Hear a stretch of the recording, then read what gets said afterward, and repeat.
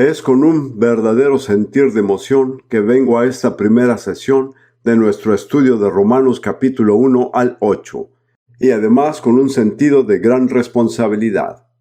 Y puedo asegurarles que la responsabilidad de interpretar este maravilloso libro de Romanos para el pueblo de Dios es algo muy serio.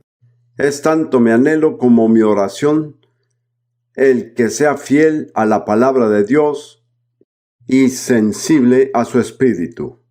Les he proporcionado este bosquejo, esta guía de estudio que se llama La Peregrinación Romana, y a su debido momento explicaré por qué le he dado este título. Me gustaría comenzar por leer la introducción que encontrarán en la primera página interior de este folleto. Bienvenido a la peregrinación romana. Están partiendo a un viaje en el ámbito del espíritu que los inspirará y desafiará. En ocasiones, la marcha será difícil. Los llevará a las profundidades más oscuras de la depravación humana y luego a las relucientes alturas de la gracia y la gloria de Dios. Romanos es una combinación única de lo espiritual y lo intelectual, sin un paralelo igual en la literatura humana. Desarrolla las verdades espirituales más sublimes en términos de la lógica más perfecta. No solamente iluminará su espíritu, sino que también retará su intelecto. Por esta razón, Romanos no cede sus riquezas a la lectura descuidada o superficial. Si han de completar este peregrinaje con éxito, hay dos elementos de arma espiritual que son esenciales: la oración y la perseverancia.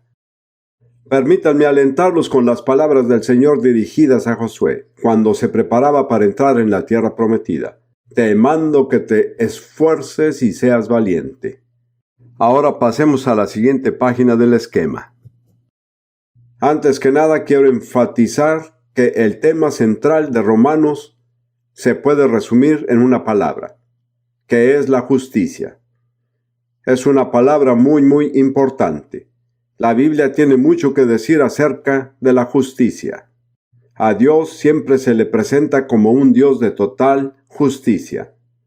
Hablando a los hijos de Israel, Moisés dijo: sus obras son perfectas, y todos sus caminos son justos o rectos. Salmo 92 representa al que ha madurado en el conocimiento y servicio del Señor y dice: para anunciar que el Señor es justo y en él no hay injusticia. Antes de que sigamos, tengo que aclararles algo de las palabras que debemos usar. En nuestro idioma tenemos dos palabras, recto y justo, que difieren algo en su significado. Pero en los idiomas originales de la Biblia, tanto en el hebreo del Antiguo Testamento como en el griego del Nuevo Testamento, solo hay una palabra. En hebreo es sadik y en griego es dikaios. Y al traducirse, las palabras usadas son justo o recto, pero no hay diferencia. En cierta forma tenemos que ajustar la forma de pensar. Podemos marcar la distinción entre justicia y la rectitud. La rectitud, podríamos decir, es el carácter moral. La justicia es la manifestación de las leyes de Dios y su aplicación a nuestras vidas. Pero no hay diferencia en cuanto a los idiomas originales. Cuando se habla de rectitud, se refiere a la justicia. Cuando se habla de la justicia, se refiere a la rectitud. Hace unos años leí en el libro de Job, en Job capítulo 9, versículo 2, esta pregunta profética: ¿cómo puede un mortal justificarse ante Dios? Job estaba en profunda agonía de alma y creo hizo una pregunta creyendo que no había respuesta a ella. Pero en realidad Dios da una respuesta a esa pregunta. ¿Cómo puede un mortal justificarse ante Dios? La respuesta está en la epístola de los Romanos. Ahí se nos indica cómo es posible para cualquier persona que cumpla con las condiciones de Dios que se desarrollan en Romanos, que sea totalmente justa ante Dios. Una de las frases claves en Romanos que veremos continuamente es no hay ahora condenación. Eso es realmente el enfoque de Romanos, que lleguen a ver que son aceptados ante Dios como totalmente justos y que no hay condenación en ninguna parte de sus vidas. También creo que Romanos se relaciona con las palabras de Jesús en las bienaventuranzas. En Mateo 5:6, Él dice, bienaventurados los que tienen hambre y sed de justicia, porque ellos serán saciados. Estarán abundantemente satisfechos. Así que aquellos de ustedes que vinieron sedientos de justicia esta noche, quiero decirles que Dios ha prometido satisfacerlos. Pero sospecho que algunos de ustedes no vinieron con la justicia puesta como su principal prioridad. Como verán, viajo mucho entre el pueblo de Dios y conozco al pueblo de Dios de muchos orígenes y muchas naciones. Diría que para la iglesia contemporánea la justicia no califica muy alta en la lista de las prioridades del pueblo de Dios. Me encuentro con personas que buscan bendición, poder, sanidad, prosperidad, dones espirituales, pero realmente no conozco a muchas personas que tienen hambre y sed de justicia.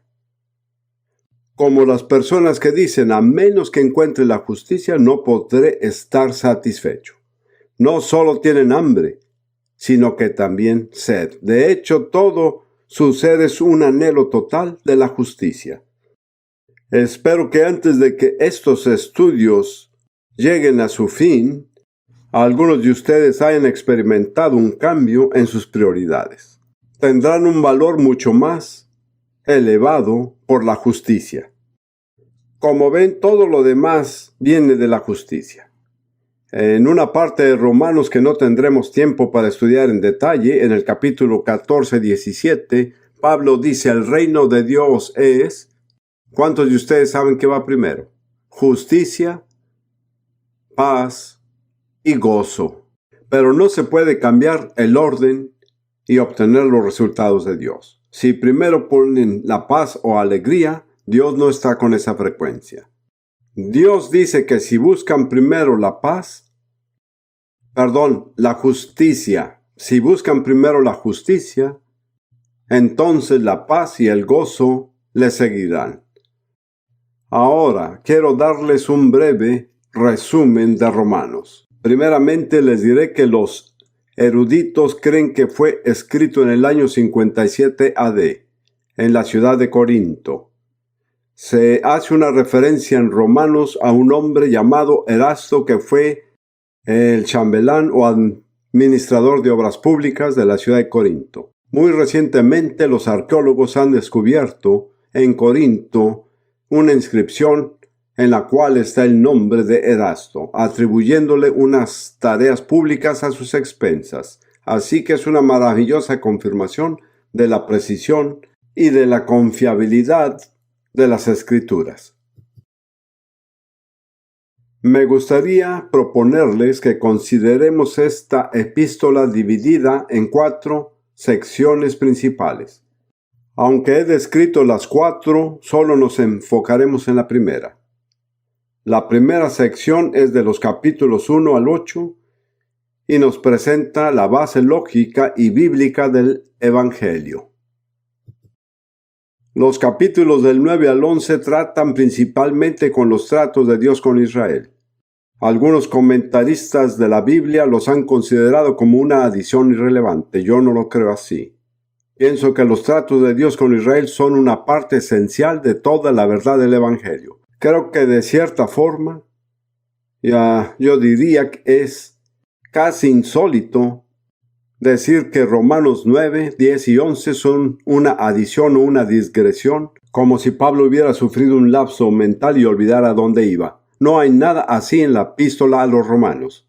Pero la pregunta esencial del 9 al 11 es la elección de Dios porque lo que sale de esta última es el elemento decisivo final en la experiencia humana y es lo que Dios ha elegido.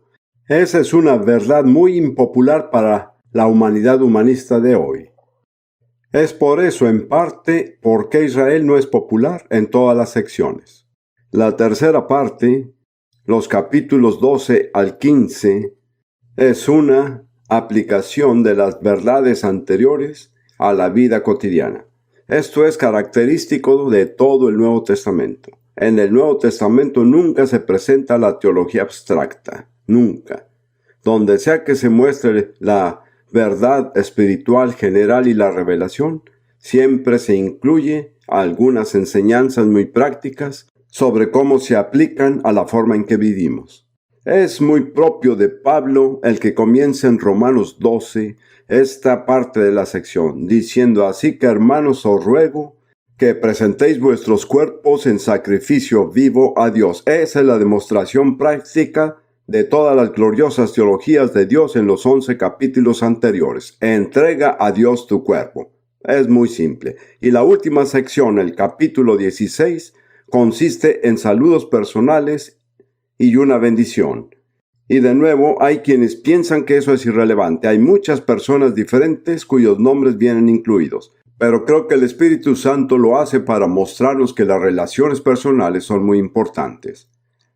No solo tratamos con la humanidad en masa, o incluso con la iglesia, pero hay relaciones íntimas, valiosas y personales que se forjan en el cuerpo de Cristo y que son de gran valor a los ojos de Dios. Ninguno de nosotros es solo un número para Dios.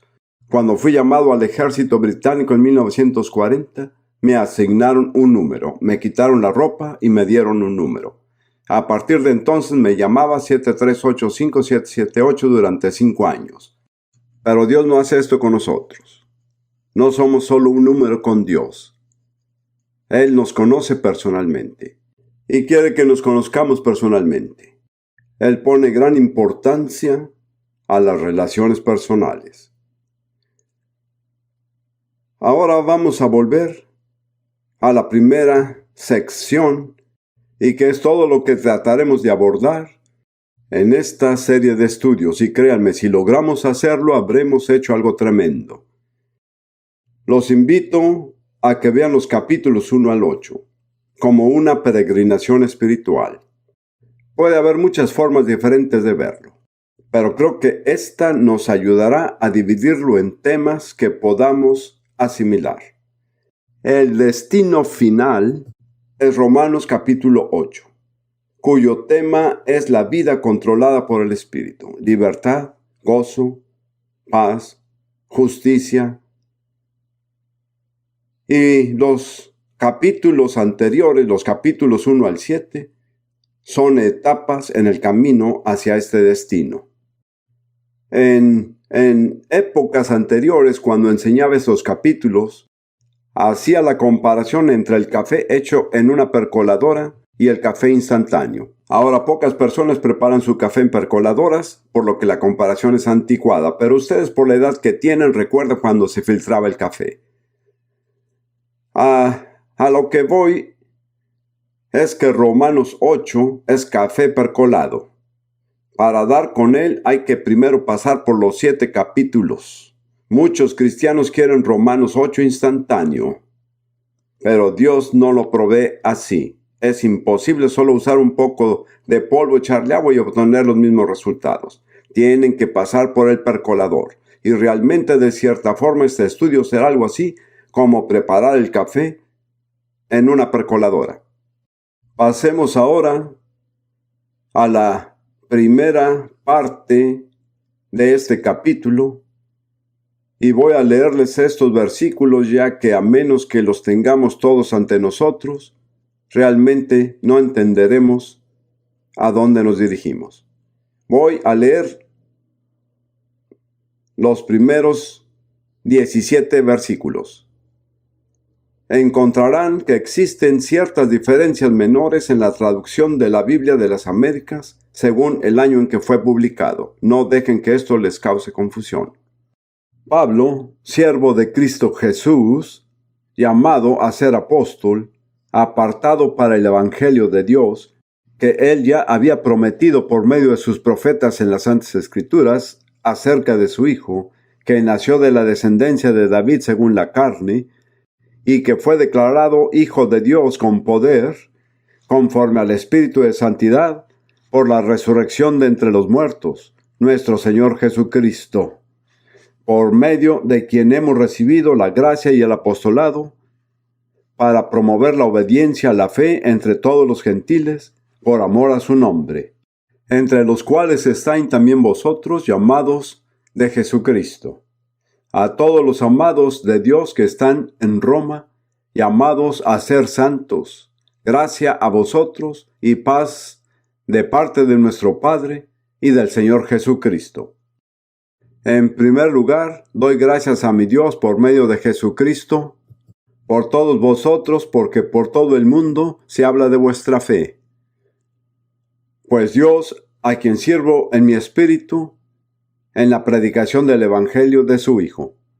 Ahora, ustedes que tienen el texto, notarán que las palabras de la predicación de él están en letra itálica. ¿Saben por cuál motivo? Porque fueron suplidas por los traductores. He conocido a innumerables cristianos que no saben por qué algunas palabras están en letra itálica.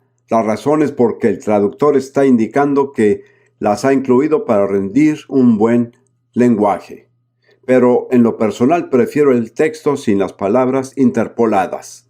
Versículo 9. Pues Dios, a quien sirvo en mi espíritu en la predicación del Evangelio de su Hijo, me es testigo de que, como sin cesar hago mención de vosotros, siempre en mis oraciones, implorando que ahora, al fin, por la voluntad de Dios, logre ir a vosotros.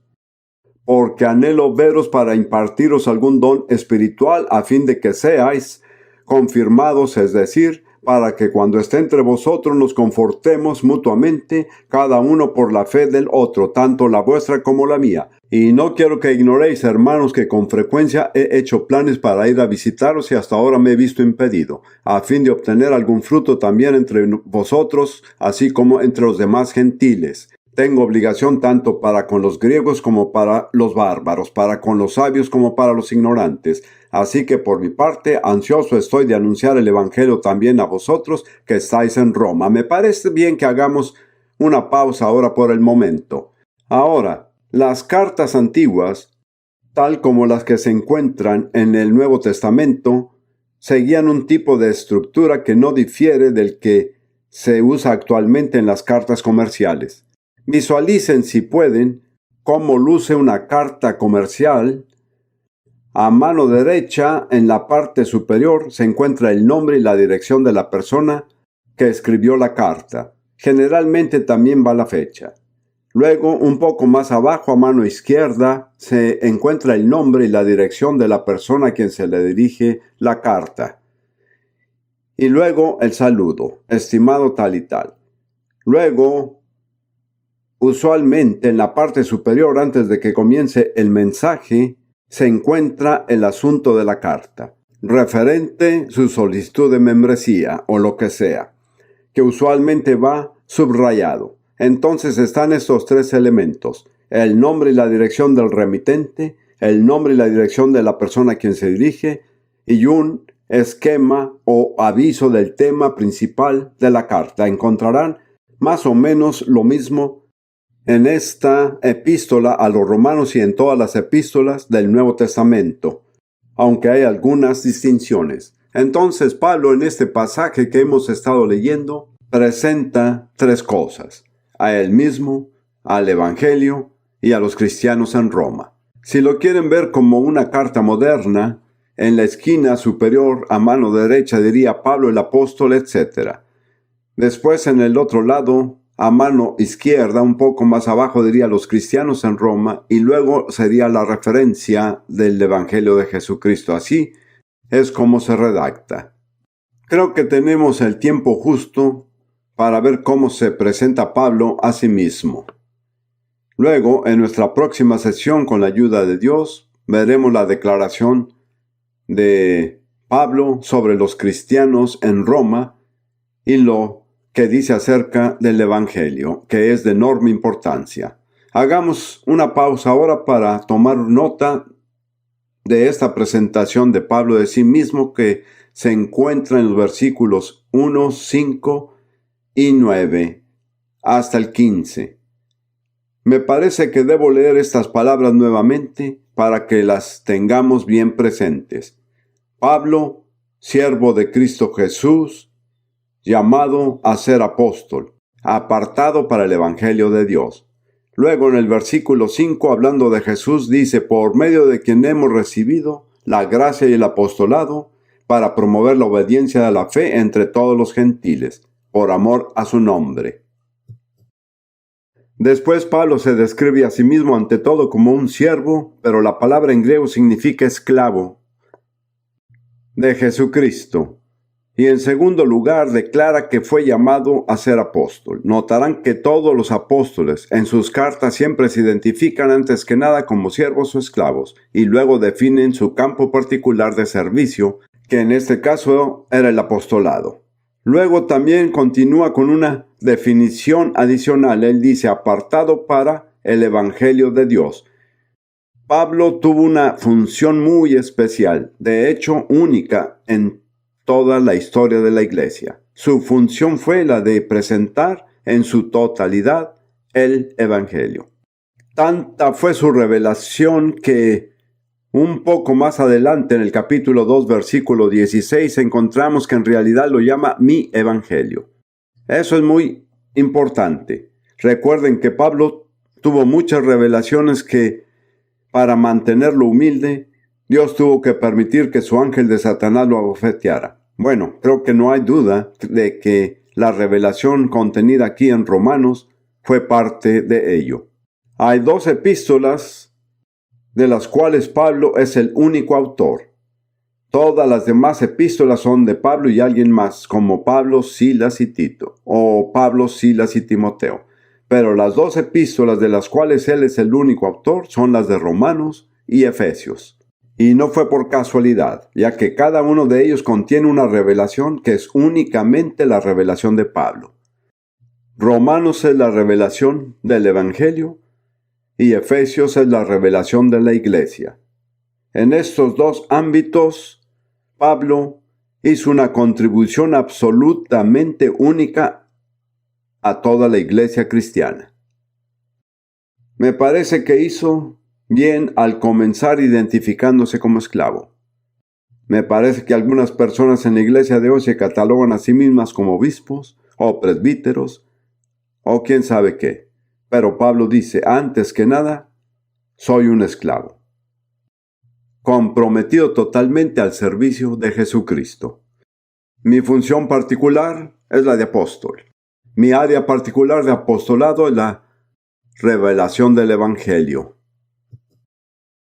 Luego en el versículo 5, hablando de Jesús, dice, por él recibimos la gracia y el apostolado.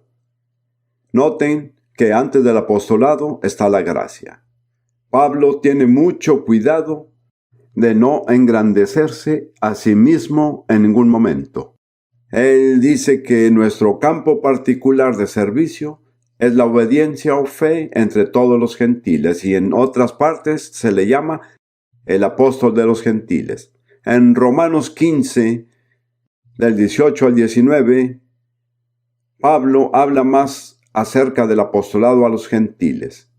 Vale la pena pasarnos ahí para echarle un vistazo rápido. Y dice en Romanos 15, 18, porque no me atrevería a hablar de nada que Cristo no haya hecho por medio de mí para la obediencia de los gentiles por la palabra y obra, con poder de señales y prodigios. Él tenía un ministerio especial para hacer que los gentiles creyeran en Jesús, y fue mediante la confirmación de lo sobrenatural. Quiero que se fijen en la frase obediencia de la fe. Muchos dicen que lo que importa es la obediencia, y están en lo cierto, pero a menos que se reciba de la fe, no resultará. Traten de obedecer a Dios con sus propias fuerzas, con sus propias habilidades. Yo he tratado con esto en el campo misionero en África. Tuvimos muchos africanos que se esforzaban por obedecer el Evangelio, pero no lo hacían por fe. Esto les resultó en frustración. Así que tengan en cuenta, enfaticen la obediencia, pero siempre expliquen que debe proseguir de la fe. Entonces, solo nos queda tiempo para ver el interesante hecho de que Pablo estuvo orando durante mucho tiempo para tener un buen viaje a Roma. En la versión antigua dice, para que por la voluntad de Dios tenga un buen viaje próspero. Curiosamente, en la tercera epístola de Juan, versículo 2, Juan usa la misma palabra al decir, amado, mi oración es que seas prosperado en todas las cosas y que tengas salud, así como prospera tu alma. Es la misma palabra. Quiero que piensen por un momento en qué tipo de viaje tuvo Pablo, porque está descrito muy vívidamente en Hechos 27 y 28. No viajó en primera clase, fue un prisionero encadenado. El barco en el que viajó se encontraba en una increíble tormenta que duró 14 días y 14 noches cuando no tenían comida. Después naufragó en una isla y, solo como toque final, mientras que recolectaba leña para el fuego, una víbora le mordió la mano. Les tengo una pregunta. ¿Respondió Dios la oración de Pablo? Fue un viaje próspero. Eso es algo muy importante, ya que hay muchos que ahora lo dicen, y yo también diría que la voluntad de Dios es la prosperidad. Pero no definan la prosperidad a base de la cultura moderna de Estados Unidos, porque eso sí que es un error. ¿Cuál es el verdadero significado de la prosperidad? Mi respuesta es esta: que uno esté totalmente equipado para hacer la voluntad de Dios. Y al haber cumplido con éxito la voluntad de Dios, uno ha prosperado. Puede ser que lo muerda una serpiente, quién sabe. Tal vez acabe en un naufragio, no se deje alterar. Lo que importa es, ¿está haciendo la voluntad de Dios? Al principio de esta sesión, analizamos brevemente la estructura de la epístola a los romanos. Propuse que se podía dividir en 4 secciones. Los capítulos 1 al 8 son la base lógica de las escrituras del Evangelio. Los capítulos 9 al 11 son la teología de la elección divina demostrada en el caso de Israel. Los capítulos 12 al 15 son la aplicación de toda esta enseñanza en la vida cristiana personal. Y el capítulo 16 están los saludos personales y la bendición. También les describí cómo es la estructura básica de una epístola. Estas llevan información sobre el escritor, así como la información sobre aquellos a quienes se dirige la carta, y probablemente tendrá una breve indicación del tema principal de la carta, todos los cuales se encuentran aquí en Romanos. Luego propuse que en esta primera sección principal de los capítulos 1 al 8, estamos en una peregrinación espiritual, cuyo destino es el capítulo 8, que es el tipo de vida que todos deberíamos vivir. El tipo de vida que a todos nos gustaría vivir. Pero dije que no puede uno llegar a menos que pase por el percolador. ¿Lo recuerda? El percolador son los capítulos 1 al 7. Así que apenas comenzamos a formarnos en línea para pasar por el percolador. Después hablé brevemente acerca de la presentación de sí mismo de Pablo. Primero que nada como esclavo y segundo como apóstol, especialmente apartado para el Evangelio y particularmente para el Evangelio tal como se presenta a los gentiles. Ahora continuaremos con el bosquejo que tienen en su pequeño folleto y creo que veremos a continuación las personas a quienes se dirige la carta. Está en la sección C del bosquejo. Así que en unos minutos regresaremos a la sección B, que es el Evangelio.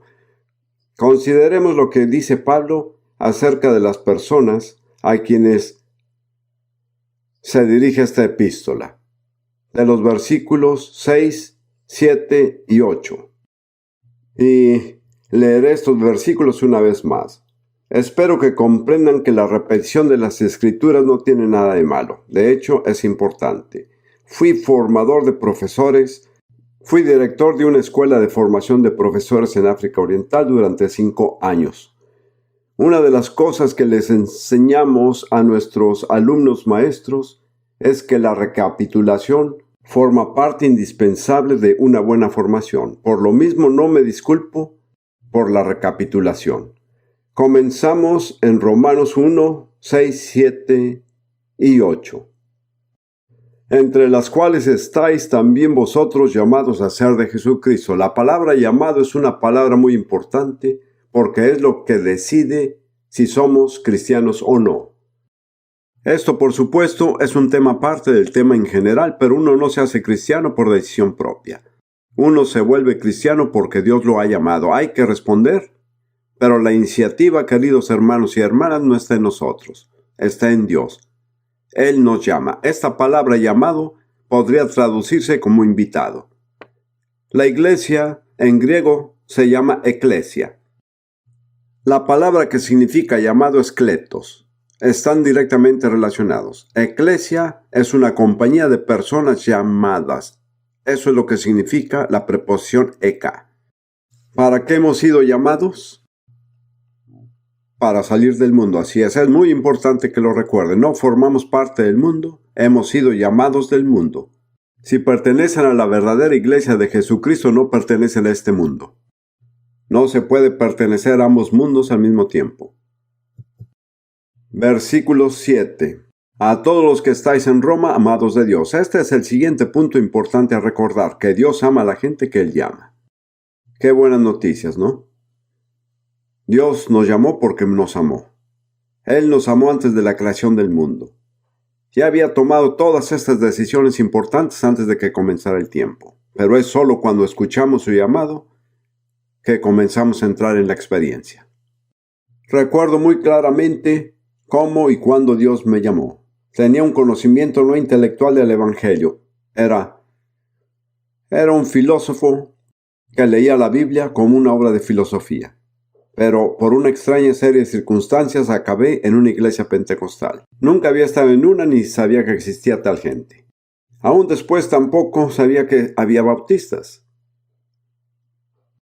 Pero en esa iglesia Dios me llamó de una manera muy poco ortodoxa. Pues al llegar a la parte final del sermón, que no lo entendí, el predicador dijo: levante la mano todo el que lo quiera hacer. ¿Quién sabe a qué se refería? No tenía intención de levantar la mano. Me sentí indignado y avergonzado de que alguien me pidiera que levantara la mano en un lugar como una iglesia. Allí estaba sentado con mi uniforme de soldado, en completo silencio, sin música de fondo, nada que aliviara la vergüenza. Y 2 voces audibles me hablaron. Una me dijo: si levantas la mano delante de estas ancianas, y además siendo un soldado uniformado, harás el ridículo. La otra voz me dijo: si se trata de algo bueno, ¿por qué rechazar algo así? Me sentía paralizado, no podía responder a ninguna de las 2 voces. Entonces experimenté mi primer milagro personal. Vi cómo mi brazo derecho se alzó en el aire y supe que no fue por voluntad propia. Eso es lo impresionante. Por una parte estaba mi entender confuso, sabía que Dios me había llamado. De alguna manera, por intuición, sabía que no podría contar con que me llamara de nuevo. Así que tenía que tomar una decisión. Gracias a Dios, unos 5 días después, tomé la decisión. Para mí, ser llamado es algo muy solemne y muy serio. Nunca me atrevería a jugar con el llamado de Dios. Pablo dice que aquellos cristianos en Roma son llamados por Dios porque son amados por Dios. El llamado de Dios es la manifestación de su amor. Él extiende la mano y nos dice: si tomas mi mano, te sacaré del lío en el que te encuentras y te pondré sobre una roca a mi lado. Yo no conocía todas esas palabras, pero como sea lo cumplió.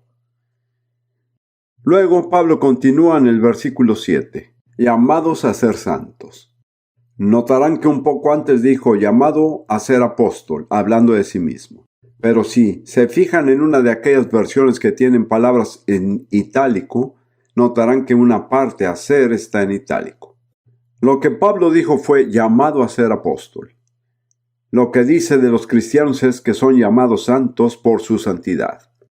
Es bueno dejarlo así porque cuando Dios nos llama, terminamos siendo para lo que nos llamó.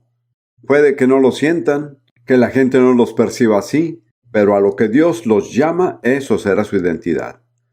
Si son llamados a ser santos, van a terminar siendo santos. Será mejor que se apuren. Dios va en serio.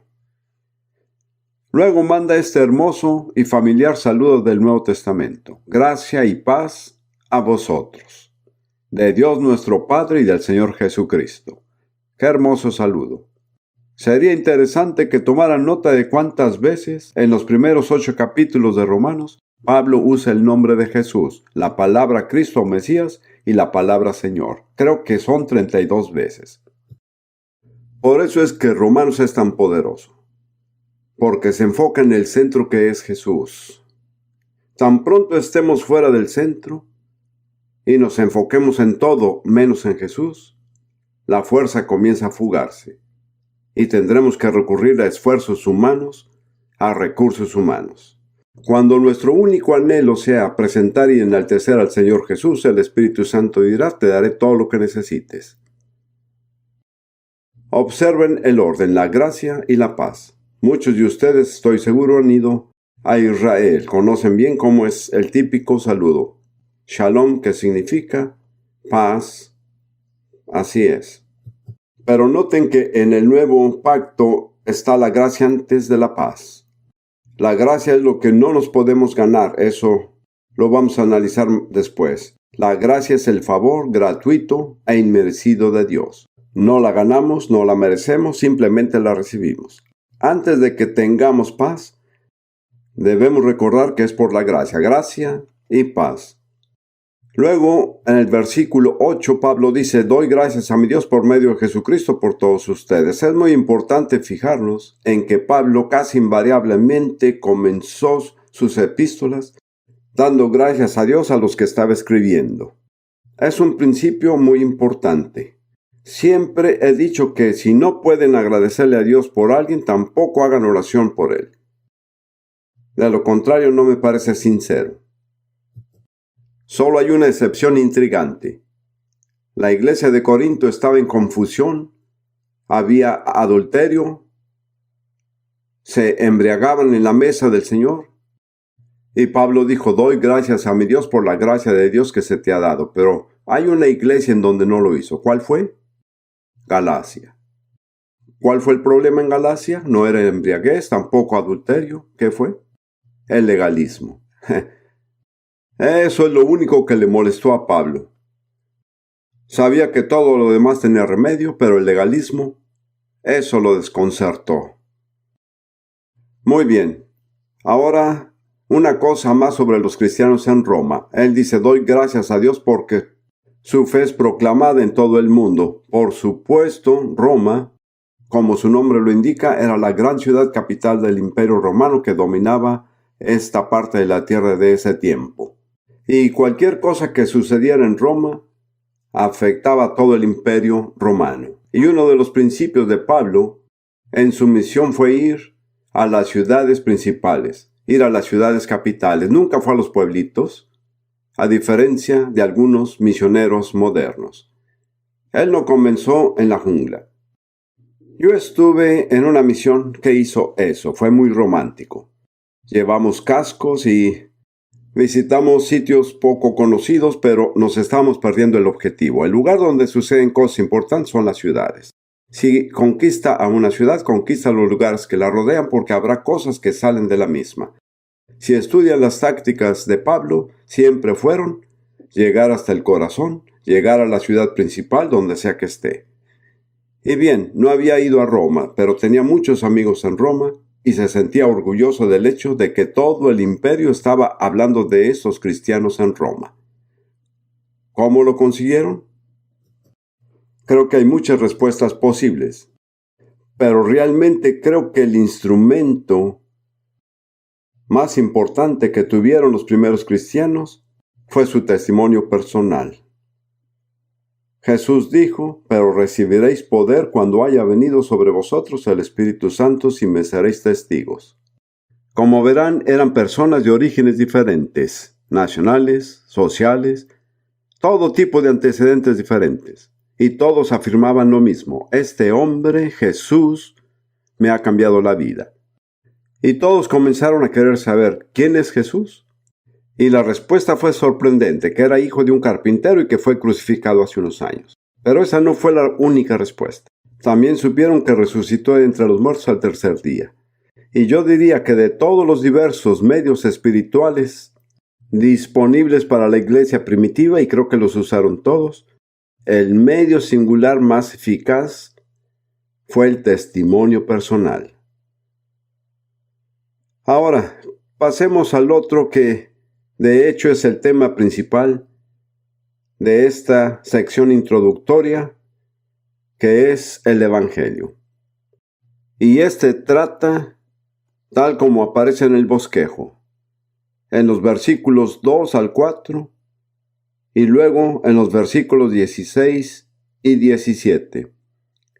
Así que veamos en primer lugar los versículos 2 al 4.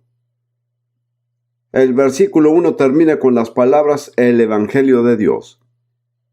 Y luego, con respecto al mismo, Pablo dice que Él, este es Dios, había prometido antes por sus profetas en las Santas Escrituras. Se darán cuenta de que Pablo siempre es extremadamente cuidadoso de asegurarse de que nadie piense que él ha improvisado este evangelio, que es algo que se le ocurrió o algo que él ideó. Invariablemente enfatiza que todo el concepto y la venida del evangelio fueron claramente predichos en las Escrituras del Antiguo Testamento. Él declara que lo que hace es cumplir lo que las Escrituras han predicho. Eso es muy importante, especialmente cuando uno trata con el pueblo judío. Probablemente algunos de ustedes no estén familiarizados en su forma de pensar.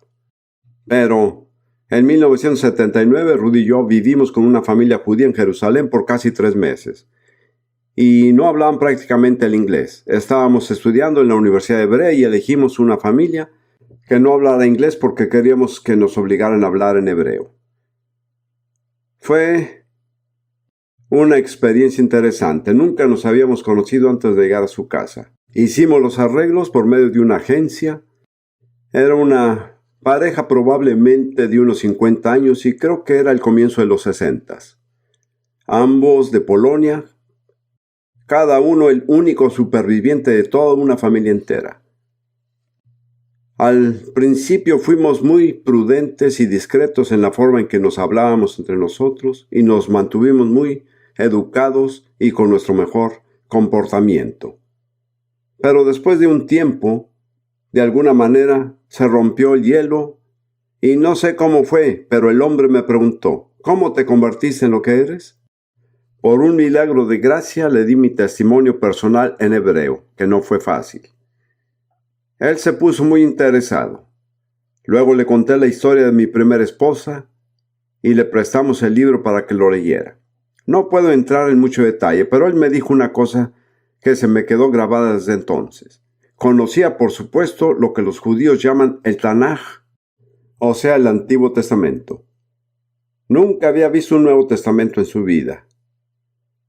Cuando le dije que creía en el Antiguo y Nuevo Testamento, me hizo esta pregunta: ¿cómo hiciste esta síntesis entre el Viejo y el Nuevo? Su pregunta me reveló lo enorme que era la diferencia entre su experiencia y la mía, y yo nunca había conocido una Biblia sin el Nuevo Testamento. Y él no conocía una Biblia que lo incluyera.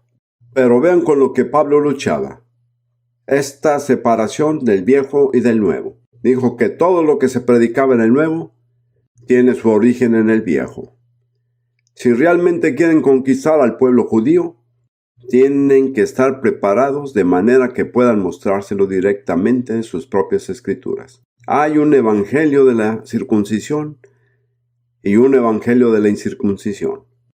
La circuncisión representa al pueblo judío y la incircuncisión a los gentiles. No son mensajes diferentes, pero sí son enfoques diferentes.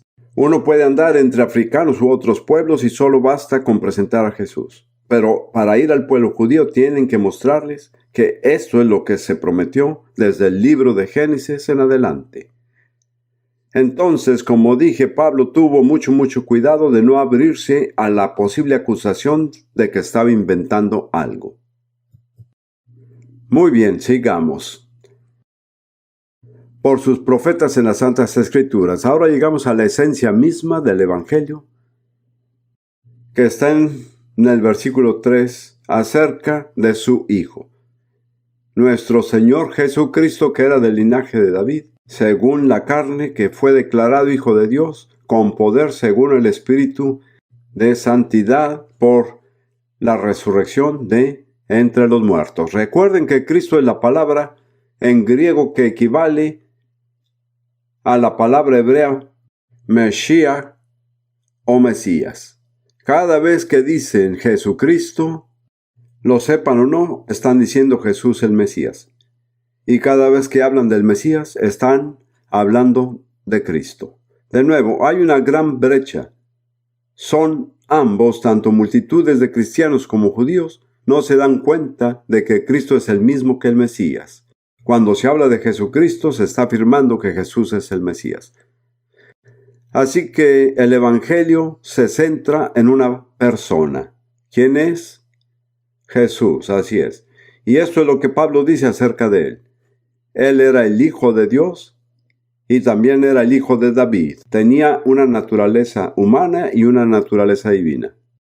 Versículo 4. Él fue declarado o separado como el Hijo de Dios por un gran acto de poder que fue la resurrección de entre los muertos, según el Espíritu de Santidad. Ahora, Pablo escribía en griego, pero hay muchas pruebas de que él pensaba en hebreo. Y a veces, si no conocen las frases hebreas, no lo entenderán. En hebreo no se habla del Espíritu Santo. Se habla del Espíritu de Santidad, Ruach HaKodesh. Entonces, cuando Pablo menciona al Espíritu de Santidad, mi convicción es que él está hablando al Espíritu Santo, pero pensaba como judío y se mostraba en el lenguaje. ¿Cuál fue el poder que resucitó el cadáver de Jesús en la tumba? Fue el Espíritu Santo, así es. ¿Qué hizo el Espíritu Santo al hacer eso? Él declaró a Jesús como el Hijo de Dios. Lo separó de todos los demás hombres que en ese momento murieron y fueron sepultados como hijos de Dios, como el Espíritu de Santidad. Como Espíritu de Santidad fue testigo de la perfecta santidad de Jesús. Si hubiera habido alguna vez cualquier cosa profana en la vida de Jesús, hubiera sido resucitado. Pero la resurrección atestiguaba que él realmente era lo que afirmaba ser, el Hijo de Dios, y atestiguaba su perfecta e inmaculada santidad. Como ven, Dios revirtió la decisión de dos tribunales, un tribunal judío y un tribunal romano. Habían sentenciado a muerte a Jesús y designaron que lo iban a enterrar, y es algo curioso, los no creyentes tienen más fe en la resurrección que los creyentes. ¿Lo han notado? Los enemigos de Jesús estaban realmente preocupados de que resucitara entre los muertos y los discípulos no podían creer. Entonces, después de su muerte y sepultura, se reunieron los principales sacerdotes y fueron ante Pilato diciendo: nos acordamos de aquel engañador que dijo que después de 3 días resucitará. Manda que se asegure el sepulcro hasta el tercer día, no sea que vengan sus discípulos de noche y lo hurten. Y Pilato les dijo: ahí tenés una guardia, id a asegurarlo como sabéis. Entonces estas dos cortes, en cierto sentido, apostaron a que Jesús se quedaba en la tumba. Pero en el tercer día, Dios revirtió sus decretos desde la corte más alta del universo y sacó a Jesús de la tumba. Ahora, cuando las mujeres llegaron, encontraron que quitaron la piedra. Esta es solo mi opinión. Pienso que la piedra no fue quitada para que Jesús pudiera salir de la tumba. Creo que fue quitada para que las mujeres pudieran ver que la tumba estaba vacía. Ninguna piedra hubiera podido encerrar a Jesús en esa tumba cuando resucitó. Pero tengan en cuenta que el Evangelio se centra en la muerte, la sepultura y la resurrección de Jesús.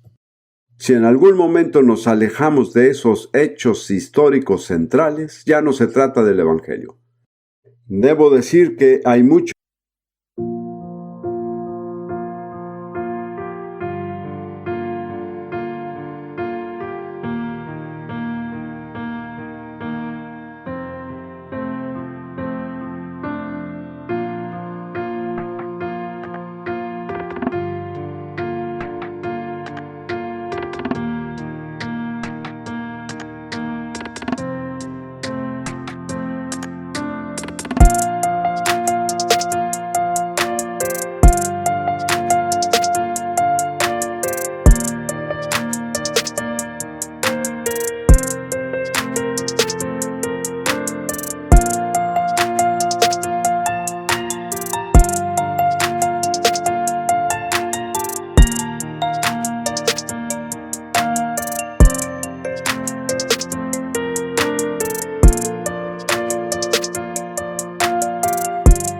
de lo que se considera predicar el Evangelio que no contiene nada del Evangelio en absoluto. El Evangelio consiste en 3 hechos históricos establecidos. Es diferente a otras religiones que solo tienen libros sagrados que presentan verdades abstractas. El Evangelio se relaciona con la historia humana. O es verdad o es falso, pero no puede ser ambos. Y también se atestigua en la experiencia humana. Miren, Dios impactó a la historia humana con Jesús. Nos ha dejado con algo que está confirmado por la historia y confirmado por nuestra experiencia propia. Ese es el Evangelio, las buenas nuevas. Me gustaría que viéramos otros 2 pasajes que afirman el Evangelio y verán que en ambos casos el énfasis es el mismo. En Romanos 4, versículo 23 y siguientes. Veremos este tema más adelante. Pero noten que Abraham es considerado como modelo quien le creyó a Dios y por lo cual le fue contada por justicia. Y Pablo continúa en el versículo 24, sino también con respecto a nosotros a quienes ha de ser contada, esto es, a los que creemos en el que levantó de los muertos a Jesús nuestro Señor, el cual fue entregado por nuestras transgresiones y resucitado para nuestra justificación. Más adelante analizaremos esto con más profundidad, pero observemos que el Evangelio se centra en 3 hechos históricos: la muerte, el entierro y la resurrección de Jesús. Y cuanto más podamos enfocar nuestro testimonio y nuestra enseñanza en ello, más efectivos serán. No es principalmente una cuestión de la emoción. Los intentos de conmover a las personas emocionalmente producen una respuesta momentánea, pero no durará. Lo que tenemos que hacer es comunicarles a las mentes y espíritus de las personas estos 3 hechos gloriosos. Jesús murió por nuestros pecados, fue sepultado y resucitó al tercer día. También vamos a pasar por un momento a 1 Corintios 15, lo cual es un bien conocido y glorioso capítulo de la resurrección. En los primeros 4 versículos, Pablo dice, en 1 Corintios 15, 1 al 4, además, hermanos, les declaro el Evangelio, que les prediqué y que recibieron y en el cual también están firmes, por el cual también son salvos, si lo retienen como yo se los he predicado. De otro modo, creyeron en vano, porque en primer lugar les he enseñado lo que también recibí. ¿Qué se recibió? Fíjense, que Cristo murió por nuestros pecados conforme a las Escrituras, que fue sepultado y que resucitó al tercer día conforme a las Escrituras. ¿Qué significa el Evangelio? Digámoslo todos juntos: Cristo murió por nuestros pecados, fue sepultado y resucitó al tercer día. Una vez más, Cristo murió por nuestros pecados, fue sepultado y resucitó al tercer día. Amén.